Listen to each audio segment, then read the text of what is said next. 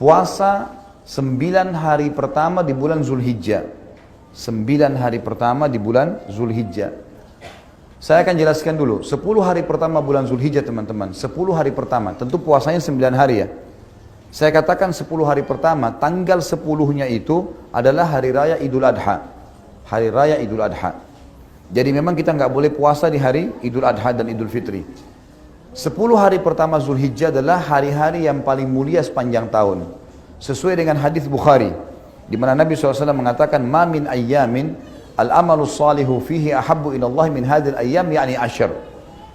Kurang lebih terjemahannya, tidak ada hari-hari sepanjang tahun di mana semua jenis ibadah, sunnah yang paling kecil, seperti mengucapkan subhanallah 1 kali, baca 1 ayat, sedekah dengan 1.000 rupiah misalnya. Tidak ada hari-hari sepanjang tahun di mana semua jenis amal soleh, dari yang sunnah paling kecil sampai yang wajib, lebih Allah cintai, maksudnya lebih besar pahalanya dibandingkan amal soleh sekecil apapun sunnah, apalagi kalau sampai wajib yang dikerjakan di 10 awal bulan Zulhijjah. Di 10 awal bulan Zulhijjah. Maka para sahabat bertanya, "Ya Rasulullah, walal jihadu fi sabilillah?" Wahai utusan Allah, jihad di jalan Allah, meninggalkan keluarga, meninggalkan pekerjaan, meninggalkan harta, meninggalkan anak-anak, bisa ditawan oleh musuh, bisa dibunuh. Itu juga belum bisa mengalahkan makna hadisnya. Amal sunnah sekecil apapun yang dikerjakan di 10 awal bulan Zulhijjah. Jawaban baginda Nabi SAW, walal jihadu fi sabilillah. Jihad pun di jalan Allah belum bisa mengalahkan amal yang dikerjakan walaupun sunnah yang kecil di 10 awal bulan Zulhijjah. Jihad belum bisa mengalahkan itu. Illa rajulun kharaja binafsi wa mali wa lam yarji bidzalika bi syai'. Kecuali seorang laki-laki yang keluar berperang membawa jiwanya dan seluruh hartanya. Dia punya 10 miliar, semua dibawa ke medan perang, beliin senjata, beliin segala macam, habis semuanya. Kata Nabi SAW, dan dia tidak membawa pulang keduanya. Dia mati syahid, semua hartanya habis diinfakkan, baru bisa menyamai amal sunnah sekecil apapun yang dikerjakan di 10 awal bulan Zulhijjah. 10 hari pertamanya teman-teman sekalian, lingkarin baik-baik di kalender. Ini hari-hari emas kita, mengalahkan pahala jihad. Bahkan lebih jauh daripada itu. Ulama tafsir pada saat menafsirkan surah Al-Fajr, kalau saya tidak salah surah nomor 79 dalam Al-Quran, ayat 1 sampai ayat 3 yang berbunyi, A'udzubillahi minasyaitonirrajim wal fajr walayalin ashr wasyaf'i wal watr. Saya langsung masuk ke tafsir, bukan terjemahan biasanya. Wal fajr, waw ini namanya waw kasam, waw sumpah. Allah yang maha pemurah dan maha tinggi tidak bersumpah dalam kitabnya Al-Quran kecuali yang datang setelah sumpah informasi penting. Seperti misalnya wal asr, demi waktu. Maka ini Allah bersumpah agar semua manusia memaksimalkan waktunya pada hal yang bermanfaat. Sama di sini, wal fajr. Fajar adalah fajar, bahasa Indonesia, waktu subuh. Cuman yang perlu kita garis bawahi, di kata-kata fajar sama dengan di kata-kata asr tadi. Ada alif lamnya. Alif lam ini namanya dalam bahasa Arab alif lam mu'arraf. Alif lam yang memperkenalkan sesuatu.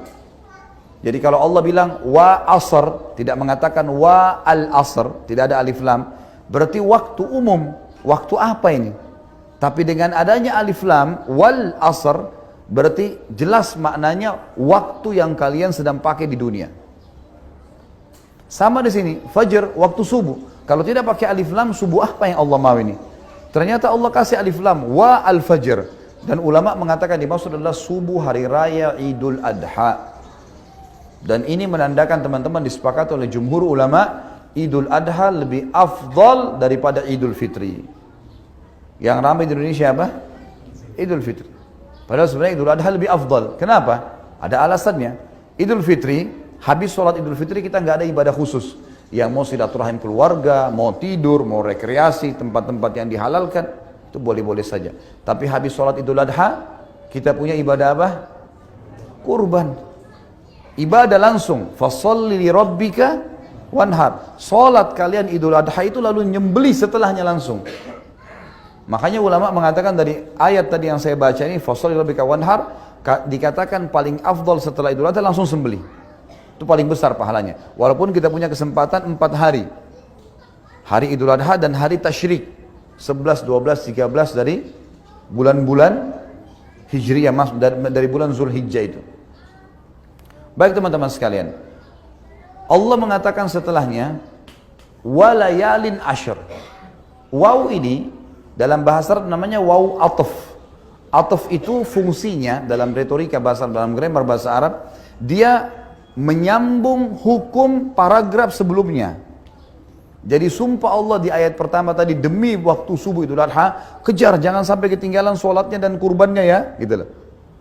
Dan kata Allah, layalin ashr, kejar juga. Layal jamak daripada laylah, malam-malam. Ashr 10, maksudnya kejar juga 10 malam berturut-turut sebelum Idul Adha itu. Di sini teman-teman sekalian ada ulama tafsir yang mengatakan, dari ayat ini bisa disimpulkan kalau 10 awal bulan Zulhijjah malam-malamnya menyaingi bahkan mengalahkan fadilah 10 akhir Ramadan. Kok bisa? 10 akhir Ramadan fadilahnya besar. Ada Lailatul Qadar lebih baik daripada 1000 bulan. Apa jabaran para ulama? Kalau di 10 terakhir Ramadan kita disuruh kejar Lailatul Qadar yang lebih baik daripada 1000 bulan, hanya 1 malam dan di malam-malam ganjil saja. Di sini di 10 awal bulan Zulhijjah Allah suruh mengejar setiap malamnya. Walayalin ashr, kejar setiap malamnya itu sebelum subuh itu ada dengan sholat malam. Dan di sana lebih baik daripada 1000 bulan, di sini lebih baik daripada jihad. Sudah kita sebutkan tadi hadis Bukhari.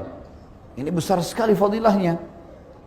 Kemudian dikatakan wasyaf'i wal watr, dan hari ke-8 juga hari ke-9-nya. Baik, beranjak daripada panjang lebar tadi saya jelaskan hadis Bukhari, tafsir surah Al-Fajr. Bukhari tadi yang tentang masalah fadilah lebih afdal daripada jihad ya. Surah Al-Fajr, kemudian masuk masalah kasus adanya ibadah haji.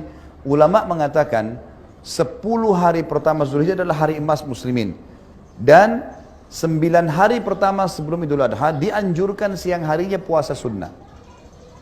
9 hari, karena fadilahnya lebih besar daripada jihad. Dan memang tidak ada penyebutan lafaz khusus masalah puasa, tapi hadis Bukhari tadi umum. Tidak ada hari-hari sepanjang tahun di mana semua jenis ibadah, kalimat semua jenis ibadah masuk yang sunnah. Apapun itu termasuk puasa sunnah di sini, kata sebagian ulama gitu kan. Jadi di sini 9 hari. Kalau teman-teman nggak bisa puasa 9 hari, misal ada udzur dan seterusnya, maka minimal jangan kehilangan tanggal 9 yang dikenal dengan hari Arafah. 1 hari sebelum Idul Adha. Ini kata Nabi SAW dalam hadis Bukhari Muslim waktu ditanya tentang fadilah puasa Arafah, beliau mengatakan bisa mengampuni dosa-dosa setahun yang lalu dan setahun yang akan datang.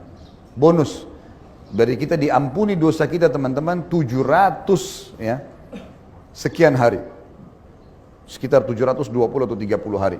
Kalau kita gabung 365 hari kali 2, ya kan, 720 atau 30 hari kita diampuni dosanya setahun yang lalu dan setahun yang akan datang. Ini bukan hal yang ringan ya.